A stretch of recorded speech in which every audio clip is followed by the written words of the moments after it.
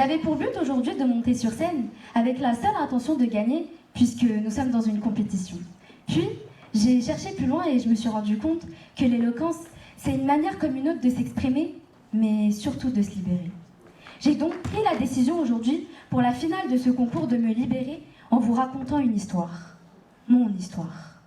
Nous sommes une génération extrêmement superficielle. Nous aimons montrer ce que l'on veut et nous aimons dire ce qui nous arrange. Mais malheureusement, une majorité d'entre nous se cache derrière un visage souriant, jovial, heureux. On nous répète sans arrêt à nous, adolescents, « Vous êtes jeunes, vous n'avez encore rien vécu. » Ou encore, « Pourquoi t'es triste ? Quand tu grandiras, tu sauras ce que c'est. » Mais la vraie question, c'est pourquoi personne ne nous écoute ? Pourquoi on ne peut pas en placer une sans forcément être jugé ou critiqué à droite à gauche ? J'aimerais aujourd'hui vous parler d'une expérience personnelle que j'ai vécue et vous dire à quel point c'était mieux avant. Si j'avais la possibilité de remonter dans le temps, je pense sincèrement que je l'aurais fait. Il y a 5 ans, j'ai eu la magnifique initiative de m'attacher à quelqu'un, d'aimer quelqu'un. Vous êtes certainement en train de vous dire « Mais qu'est-ce qu'elle raconte ? Il y a 5 ans, c'était encore qu'un bébé. » Ou encore « Qu'est-ce qu'elle y connaît à l'amour ? Elle a que 18 ans. » Croyez-le ou non, parfois j'ai l'impression d'en avoir 45 et pas 18. Plus les années passent, et plus ma relation avec cette personne s'intensifie. Plus elle devient dure, lourde, blessante. Des mensonges par là, des tromperies par-ci.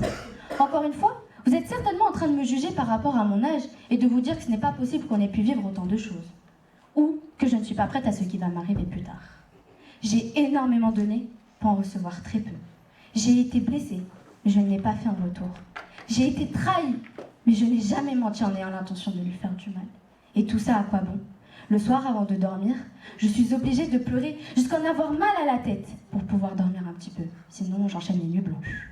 Finalement, ce n'était pas si mal avant, quand je pouvais dormir comme une personne normale.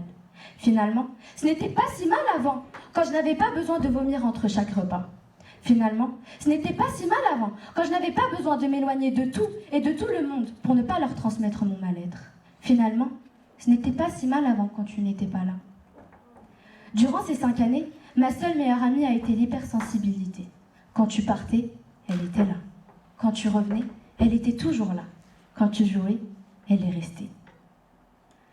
Maintenant, il est temps pour moi de mettre fin à cette souffrance et de finir la fin de ce livre. C'est triste à dire, mais toi et moi, on aurait dû rester 2 simples inconnus. Finalement, c'était mieux avant.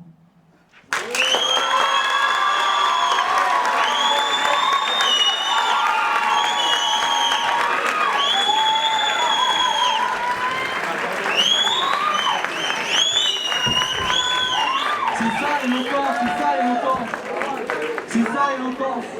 C'est pour ça qu'on aime, c'est pour ça qu'on vient, c'est pour ça. C'est ça l'éloquence. Merci Rawal. Merci beaucoup Rawal. Merci, c'est pour ça. Transmettre les émotions, c'est pour ça qu'on aime ça. C'est pour ça Toucher qu'on les est là. cœurs. C'est pour ça qu'on est là. C'est ça. Elle franchit là. Mais elle est là. On va enchaîner, mais c'est bravo. Et c'est pour ça, je vous dis, je vous ai répété avant. J'ai fait un petit speech, ah, peut-être il parle trop. Non, c'est des émotions, c'est comme ça. On ne contrôle pas, faut être soi-même, faut mettre cette petite touche, c'est magnifique. C'est magnifique, c'est beau. Merci encore. On va enchaîner.